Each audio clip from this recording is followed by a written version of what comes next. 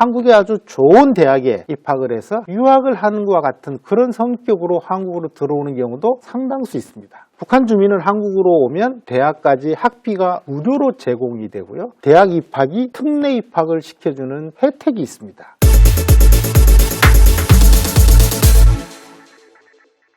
북한을 세상과 연결하는 조선 인터넷 방송입니다. 이번 시간은 북한 주민이 반드시 알아야 할 60개 생존 전략 5번째 시간입니다. 북한 주민은 한국에 어떻게 입국했을까요? 북한에서 바로 한국으로 들어오시는 분도 있고 중국이나 러시아에 나가 있다가 한국으로 들어오시는 분들도 있는데요.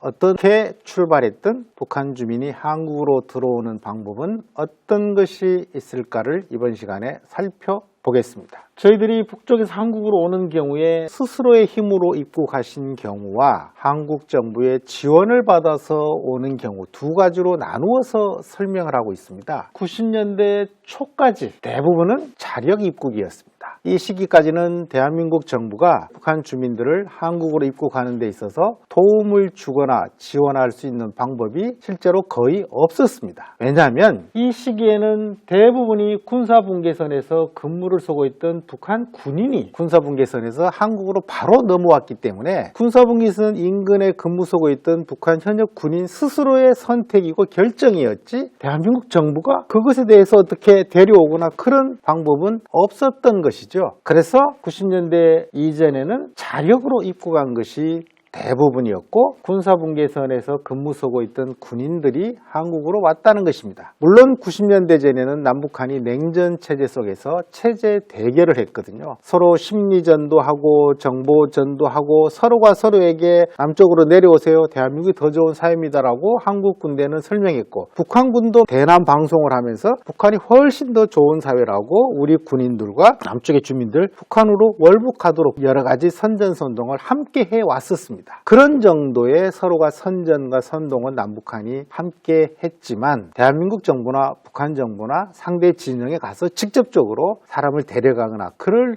것은 거의 없었기 때문에 이 시기에 북한에서 내려오시는 분들은 다 스스로의 선택과 자력이었다는 것이고요. 근데 이 시기에도 서해, 동해, 남해를 통해서 배를 타고 내려오시는 분들이 일부 있었다는 겁니다. 육상으로 넘어오는 경우도 북한 군사분계선을 넘다 보면 북한 군인들에게 체포되기도 하고 군사분계 넘는 과정에 총격전이 벌어지기도 해서 목숨을 잃고 실패하는 경우도 일부 있었지만 해상으로 넘어오는 경우도 똑같은 위험이 발생하거든요. 특히 해상으로 오는 경우에는 배를 타고 오거나 수영을 하는 경우 매우 위험한 상황들이 발생하기 때문에 이미 사망한 상태로 북한 배가 일본 해안에 도착하는 사례가 상당히 많이 있어서 매우 안타까운 마음을 저희들이 갖고 있다고 했습니다. 물론 항공기를 타고 오는 경우도 항공기 조종사의 스스로의 선택이었죠. 북한 이용평 씨를 비롯해서 몇 분이 북한의 전투기와 항공기를 몰고 남쪽으로 내려온 경우가 있습니다. 그래서 이런 부분들을 우리가 자력 입국이라고 하는 것이고요. 근데 이것은 이미 이제 90년대까지 일반적인 방법이었고요. 90년대가 넘어서면 자력으로 한국으로 오신 분들은 그렇게 많지 않습니다. 왜냐하면 자력이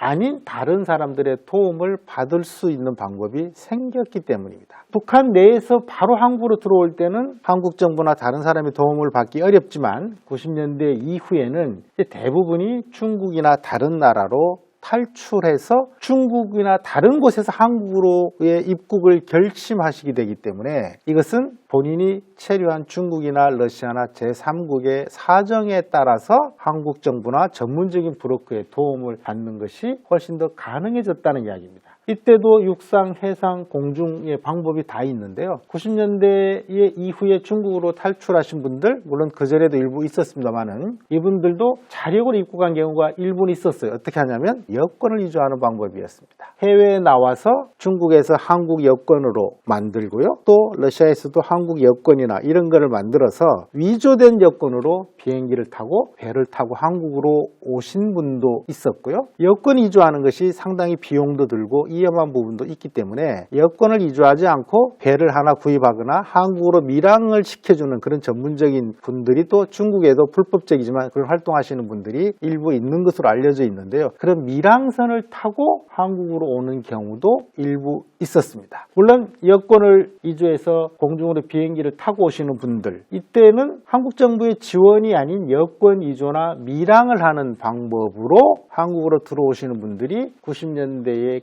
후반에도 꽤 있었고요. 그래서 경유에도 자력 입국이 일부는 있었습니다. 그러나 제3국을 경유하는 경우에는 이제 자력 입국을 할 필요가 별로 없이 90년대에서 2000년대로 넘어가면 한국 정부나 다른 제3국이나 유엔의 지원을 받아서 한국으로 오는 방법이 새롭게 생겨났습니다. 국가의 지원을 받고 입국하는 경우가 발생했다고 했죠. 90년대 전에도 해외에 나와 계시는 분들은 본인이 체류하거나 숨어있는 지역의 한국 대사관에 연락을 하면 한국에 들어올 수 있는 협조를 받을 수 있었습니다. 근데 90년대 전에는 북한과 국교를 맺고 있는 친북 국가, 중국이나 소련이나 폴란드나 동독이나 헝가리나 북한과 우호적인 관계를 맺고 있는 국가에서는 한국 정부의 지원을 받을 수 없었죠. 왜냐하면 90년 전에는 중국, 소련, 폴란드, 체코, 동독, 루마니아 이런 친사회주의 관계를 맺고 있는 국가에는 한국이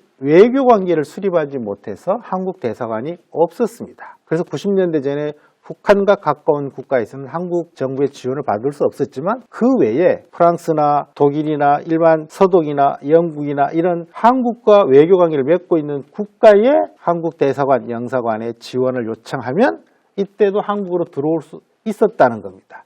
그리고 역시 유엔의 난민기구가 전 세계에 사무소를 많이 갖고 있는데요. 이곳에 신청을 하면 역시 한국으로 올 수 있었습니다. 그러니까 한국이 중국, 러시아와 국교를 수립하기 전 90년대 이전까지는 한국과 외교관계를 수립하고 있는 국가의 한국 대사관, 영사관에 지원을 요청하면 한국행을 정부의 지원으로 올 수 있었다는 것이고요. 유엔 난민기구의 사무국에 신청을 해도 한국으로 올 수 있었다는 겁니다. 단 한국과 국교를 수립하지 않고 있었던 중국, 소련, 사회주의 국가들은 불가능했지만 90년대 이후에 한국이 중국, 러시아를 비롯한 전 세계 거의 모든 사회주의 국가들과도 외교관계를 수립했기 때문에 그 이후부터는 중국은 협조가 어려웠지만 중국을 제외한 대부분의 나라에서는 한국 대사관, 한국 영사관에 한국행을 북한 주민이 신청하면 협조를 받아서 한국 정부가 한국으로 보내주는 방법을 사용할 수 있었고요. 유엔에 신청을 해도 마찬가지였습니다. 이렇게 한국 대사관에 지원 신청을 하면 한국 정부가 북한 주민이 맞는지 현지 대사관 직원이 확인을 하고요. 한국으로 가려고 하는 목적이 무엇인지 확인을 해서 한국으로 가는 것에 특별한 문제가 없다고 판단이 되면 한국 대사관이 현지 정부와 협조해서 한국행을 결정하게 되고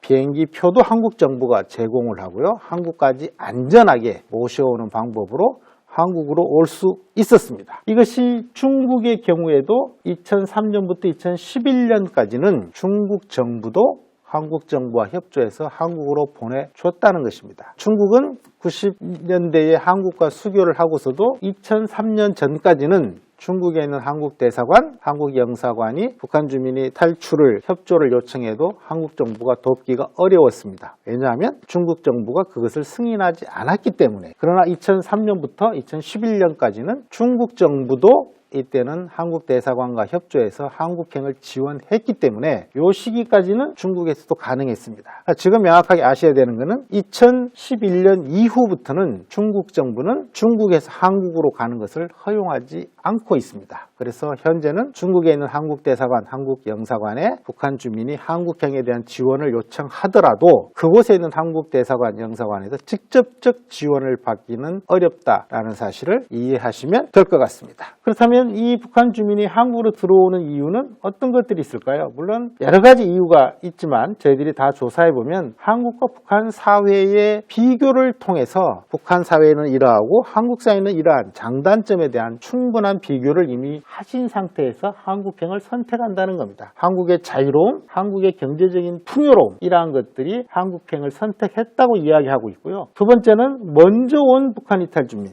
이미 34,000명이 한국에 와 계시기 때문에 이분들이 남아있는 북한에 있는 가족과 중국에 나와 있는 나머지 가족들을 한국으로 입국시켜서 가족의 재결합, 사실 가족보다 더 소중한 가치는 없다라고 이야기하죠. 그 가족이 북한과 남한과 중국에 흩어져 있다면 한국에 먼저 온 우리 북한 이탈 주민분들이 스스로 돈을 벌고 스스로 경제적인 여유를 확보하게 되면 이분들을 한국으로 데려와서 가족이 함께 살겠다라는 것을 결국은 성사시키는 것이 대부분의 북한 주민들이 한국으로 오는 것을 결정하는 요인이었다는 거고요. 최근에는요, 북한에 계시는 분들이 과연 그럴까라고 믿을 수 있을지는 모르겠습니다만은 한국의 좋은 대학으로 유학을 오는 것처럼 북한의 김일성 종합대학, 김책공대, 김영직 사범대학 많은 이런 북한에도 우수한 학생들이 다니는 학교가 있습니다만은 그런 학교에 다니다가 또는 그런 학교에 가지 않고 부모가 한국으로 보내거나 본인이 한국으로 와서 한국의 아주 좋은 대학에 입학을 해서 한국에서의 안정된 삶을 살도록 유학을 하는 것과 같은 그런 성격으로 한국으로 들어오는 경우도 상당수 있습니다. 북한 주민은 한국으로 오면 대학까지 학비가 무료로 제공이 되고요. 대학 입학이 특례 입학을 시켜주는 혜택이 있습니다. 아마 북한에 요즘 평양이나 이런 걸 좀 난 사람, 좀 깨친 부모라고 하는 분들이 자신의 자녀를 북한 대학에 보내지 않고 또는 중국이나 러시아로 유학 보내는 것보다는 은밀하게 한국으로 탈출시켜서 한국의 좋은 대학에 가라. 보통 그런 분들은요, 한국에서 공과대학을 가라고 하든지 외국어 대학을 가라고 하든지 이런 쪽을 선택하라고 하는 조언을 많이 받는다고 합니다. 그래서 그런 식으로 오는 경우도 있고요. 이미 북한에서 좋은 대학이나 해외 유학을 경험하신 분들도 한국으로 와서 한국의 좋은 직장에 취업을 하는 목적으로 예전에는 배가 고파서 목숨을 유지하기 위해서 한국으로 오신 분들이 꽤 있었지만 지금도 그런 분들이 있지만 지금은 취업이나 유학과 같은 목적과 성격을 갖고 한국으로 오시는 분들도 상당수가 포함되어 있다는 것입니다. 한국으로 오는 방법이 90년대에 달랐고요. 90년대 이후에 달랐다는 거죠. 그리고 자신의 힘으로 스스로 결정해서 오시는 분들이 90년대 전에 대부분이었지만 90년대 이후에 한국이 중국과 러시아와 국교를 수립하면서부터는